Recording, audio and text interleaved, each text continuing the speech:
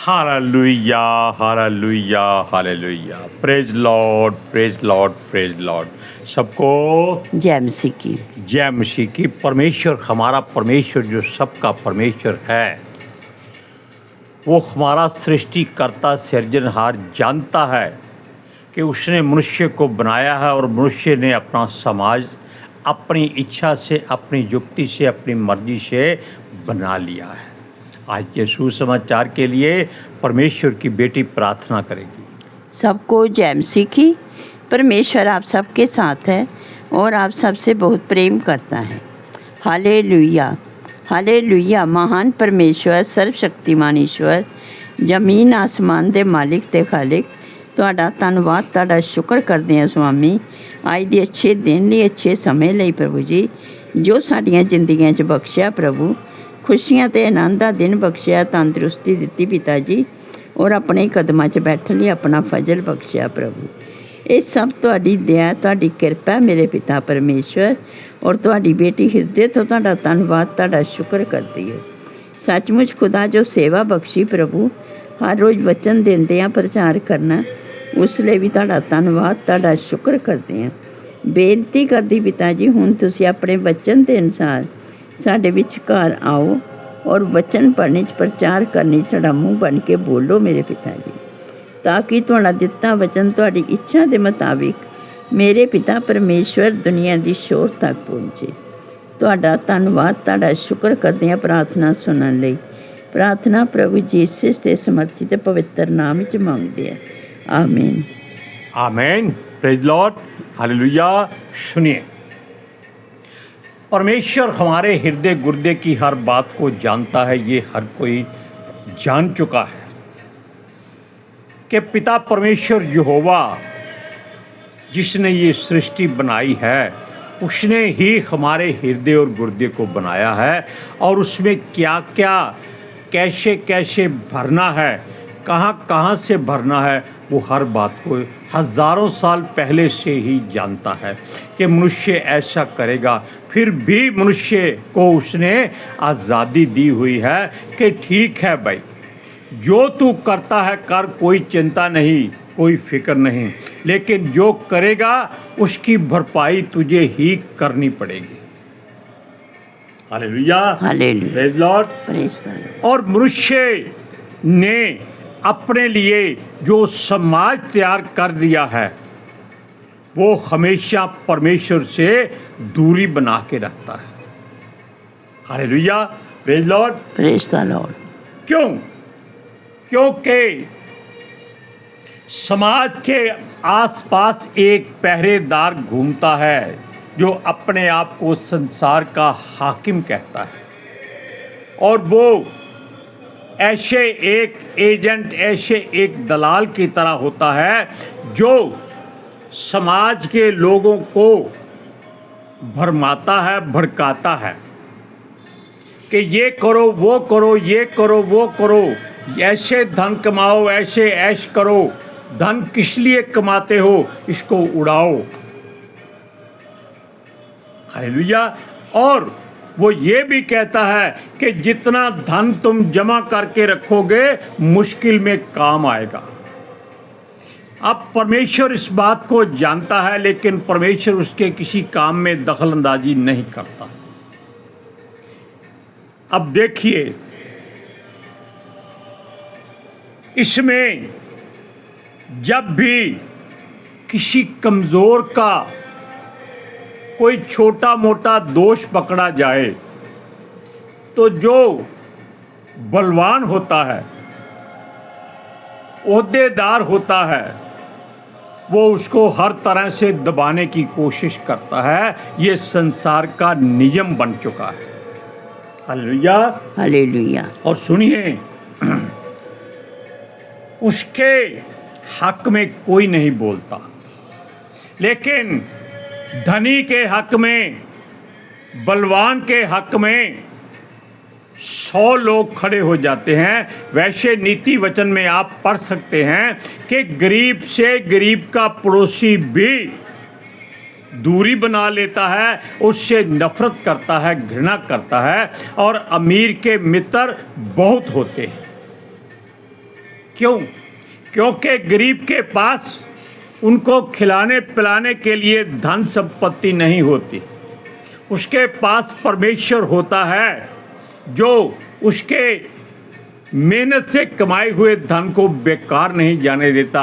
लेकिन अमीर के पास धन दौलत की बौछार होती है और वो ऐसे बांटता है जैसे अंधा रेवड़ियां बांटता है।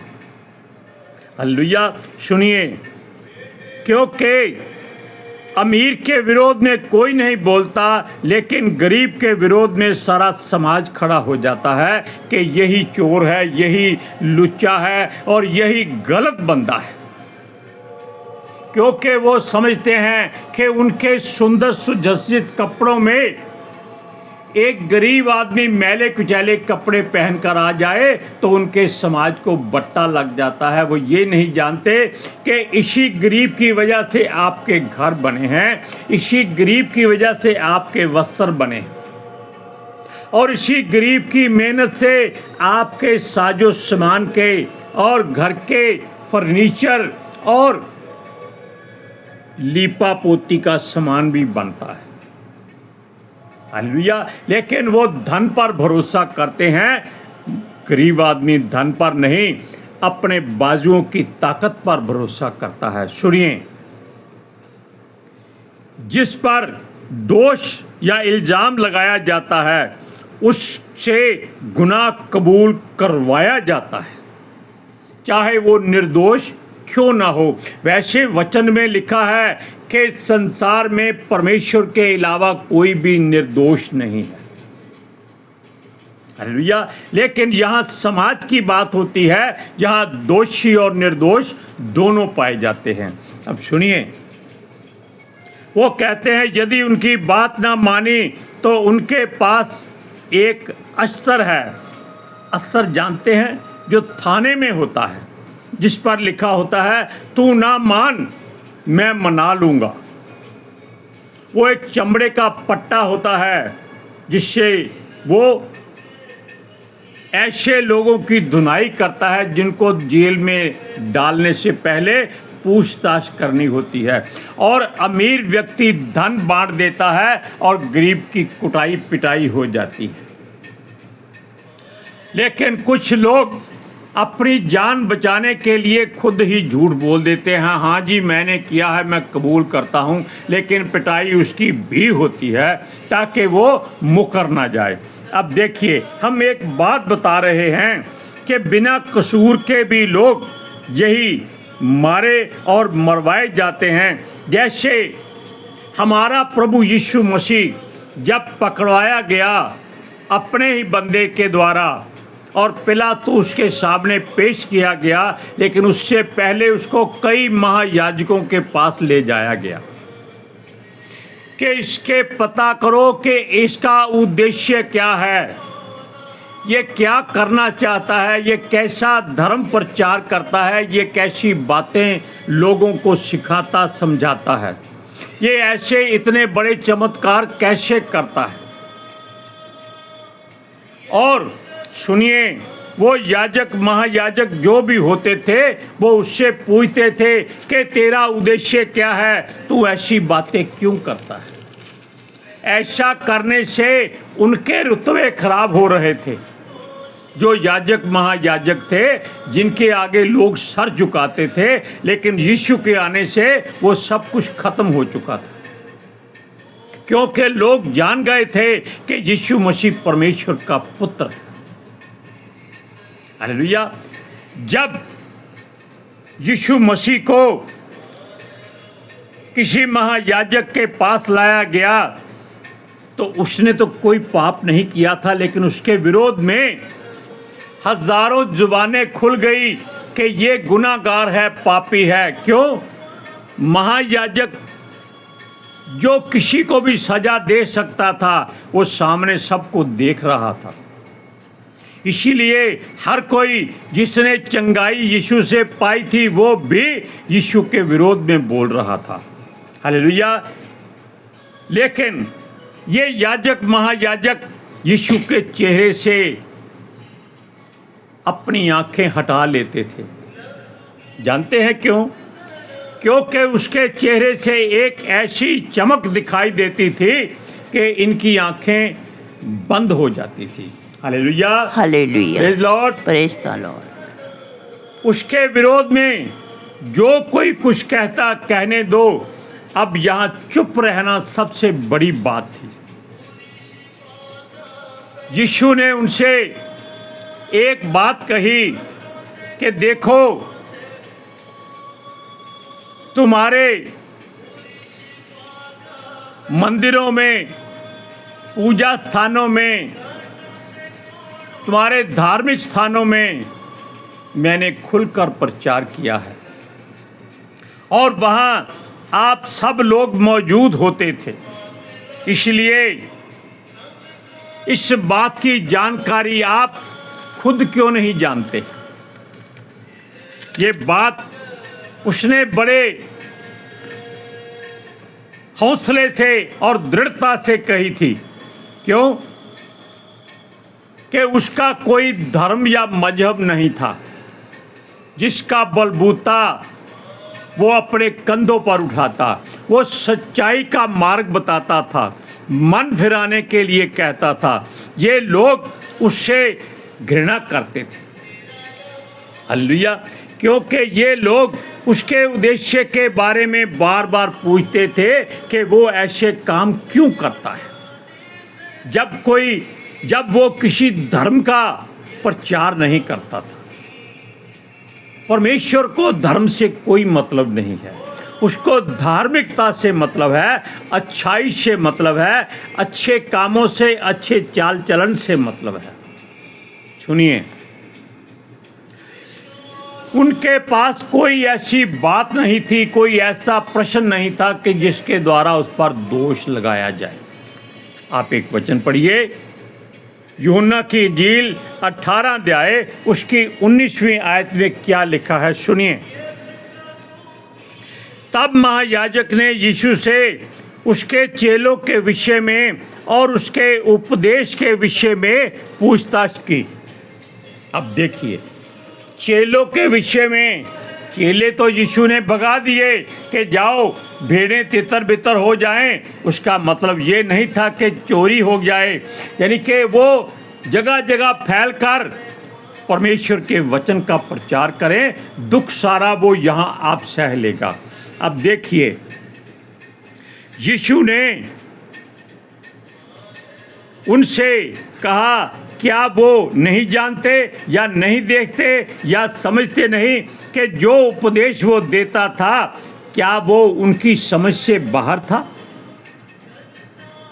ये बात गुस्सा दिलाने वाली थी महायाजक को, क्योंकि लोग समझते थे महायाजक बहुत पढ़ा लिखा, ज्ञानवान, सूझवान, समझदार। लेकिन ये लोग धैर्यवान नहीं होते थे। हुआ क्या, उसने सबको कहा कि जब मैंने खुलकर अब सबके सामने ये बातें कही हैं, तो लोगों से पूछो, मुझसे क्यों पूछते हो? अब लोग तो खुद ही उसके विरोध में आ चुके थे, महायाजकों के दबदबे से डरे हुए। और ये बात आज भी संसार में होती है। कोर्ट कचहरी हो, थाना हो, अस्पताल हो, सब जगह आपको चमचे मिल जाएंगे जो किसी भी ओहदेदार के हक में बात करने में जरा भी लज जाएंगे नहीं, बल्कि थप्पड़ मारने से भी नहीं लज जाएंगे और कहेंगे चुप, जो वो कह रहे हैं वो ठीक है, तुम ऐसी बात मुंह से मत निकालो, बस चुपचाप सुनते रहो। ये बातें हमने बहुत बार अपनी आंखों से देखी हैं, क्योंकि हम भी कम से कम 50 साल से तहसील कम्प्लेक्स में एक टाइपिस्ट के तौर पर काम कर रहे हैं। हालेलुया, हम इस सच्चाई को जानते हैं और हमारे साथ भी कई बार ऐसी बात हो चुकी है कि ऑफिसर के आगे जो मातहत होते हैं, उसके जूनियर होते हैं, वो आपको बोलने नहीं देंगे कि जो उन्होंने कहा है ठीक है, वरना तुम्हें इस तहसील से बाहर निकाल दिया जाएगा। चलो लिखकर माफ़ी मांगो, मांगनी पड़ती है। क्यों? जीवन की रोजी रोटी का सवाल था, लेकिन जिस दिन से हमें प्रभु ने चुन लिया उस दिन से हमने किसी की बात सुननी बंद कर दी। सिर्फ अपने ऊपर जो ओहदेदार रखे गए हैं उनको हम नमस्कार करते हैं, क्योंकि बाइबल में लिखा है। Hallelujah, hallelujah, praise Lord. Praise. अब सुनिए इस बात का उत्तर वो यीशु ने कहा, उन लोगों से पूछ, क्योंकि वहाँ यहूदी, फरीसी, प्रधान याजक सब आते जाते थे। तब क्या हुआ, महायाजक का एक प्यादा, चमचा कहेंगे हम, जल्दी से आया और उसने यीशु मसीह के मुंह पर थप्पड़ दे मारा कि तू महायाजक के सामने ऐसी बात क्यों करता है। क्या यीशु ने झूठ कहा था? क्या यीशु ने गाली दी थी? क्या यीशु ने उसका विरोध किया था? थप्पड़ क्यों मारा गया? ये इसलिए हुआ कि उस पर जुल्म ढहने का जो शुरुआत का समय था शुरू हो चुका था। यीशु ने उससे कहा था कि तू मुझे क्यों मारता है, जब मैंने कोई गलत काम नहीं किया, सच्चाई की बातें की हैं, जिनके हक में की हैं उनसे पूछ। उसने कहा नहीं, जो महायाजक कहेगा वो ठीक है, तुम चुप रहो। महायाजक कहता है कि बोलो तुम्हारा उद्देश्य क्या है, और चमचा कहता है तुम चुप रहो और उसकी सुनो। महायाजक उसको कुछ नहीं बोल सका। क्यों नहीं बोल सका? क्योंकि उसने उसके हक में यीशु को थप्पड़ मारा था। अगर वो उसको रोक देता तो जो प्यादा था वो कभी भी महायाजक को नुकसान पहुंचा सकता था। अपनी मौत का डर सबको है, सच्चाई की किसी को चिंता फिक्र नहीं है। हालेलुया। सुनिए, जब यहूदियों ने जो कुछ पूछा था किसी बात का उत्तर नहीं मिला, क्योंकि यीशु किसी बात का उत्तर नहीं देता। परमेश्वर ने उसे कहा था कि वो चुप रहे, चुपचाप मेमने की तरह जो बलि के लिए ले जाया जाता है चुपचाप रहता है, क्योंकि जानवर को मालूम हो जाता है कि आज उसका अंतिम दिन है।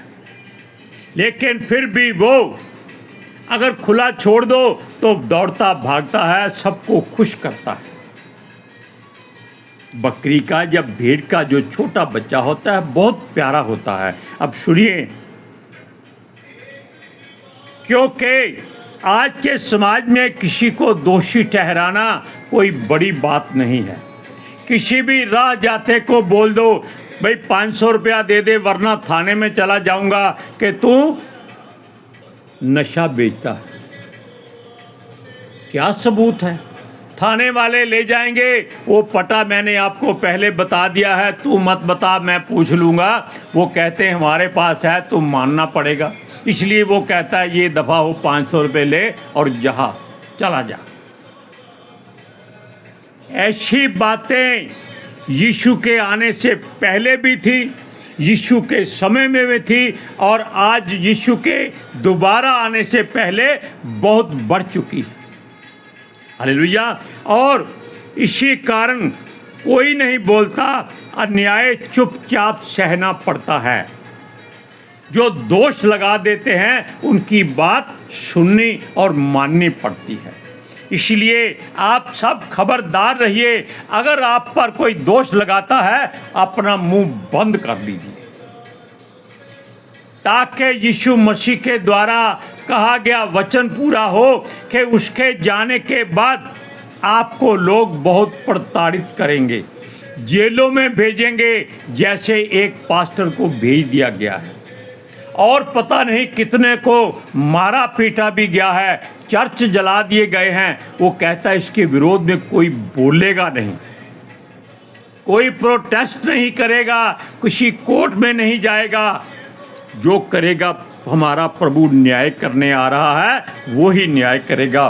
पता नहीं आज कोई जेल में है, कल यीशु मसीह उसको स्वर्गदूत भेजकर पतरस की तरह और पौलुस की तरह बाहर निकाल ले, तब ये लोग आपके मुंह की ओर देखेंगे।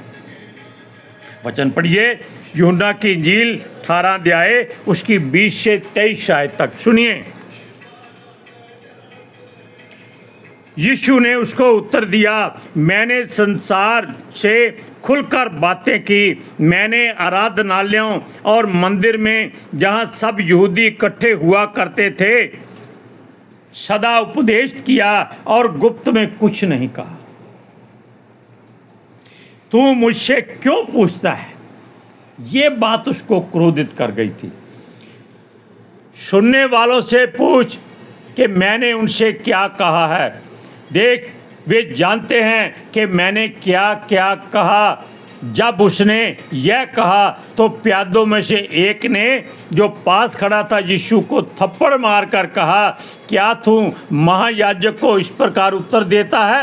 यीशु ने उसे कहा, उत्तर दिया, यदि मैंने बुरा कहा तो उस बुराई की गवाही दे, परंतु भला कहा तो मुझे मारता क्यों है? हालेलुया। और ये बातें इसलिए हैं कि समाज में आपको खबरदार रहना है। अगर आप प्रताड़ित किए जाते हैं तो चुपचाप सह लीजिए, मुंह नहीं खोलिएगा। आप परमेश्वर के द्वारा न्याय पाएंगे। आज के सुसमाचार के लिए परमेश्वर की बेटी प्रार्थना करेगी। Hallelujah. Thank you Jesus, thank you Lord, thank you पवित्र आत्मा जी।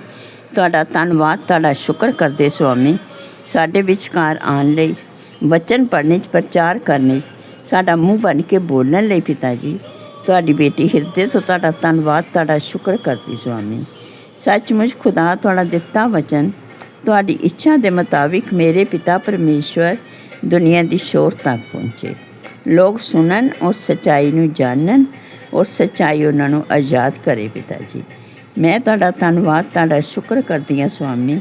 ਔਰ ਤੁਹਾਡੇ ਬੱਚੇ ਹਮੇਸ਼ਾ ਤੁਹਾਡੀ ਸ਼ਾਂਤੀ ਔਰ ਤੁਹਾਡੇ ਅਨੁਗ੍ਰਹਿ ਵਿੱਚ ਬਣੇ ਰਹਿਣ। ਆਮੀਨ। आमीन।